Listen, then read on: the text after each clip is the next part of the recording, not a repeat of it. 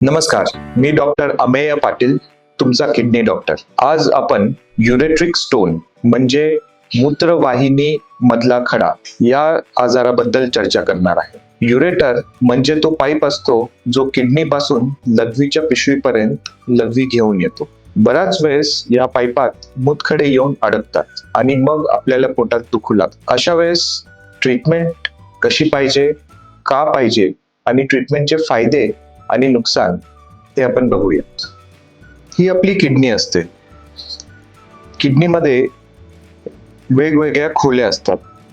या खोल्यांमध्ये लघवी बनते आणि मग ती मूत्रवाहिनीच्या द्वारे खाली लघवीच्या पिशवीमध्ये येते. मूत्रवाहिनी म्हणजेच युरेटर.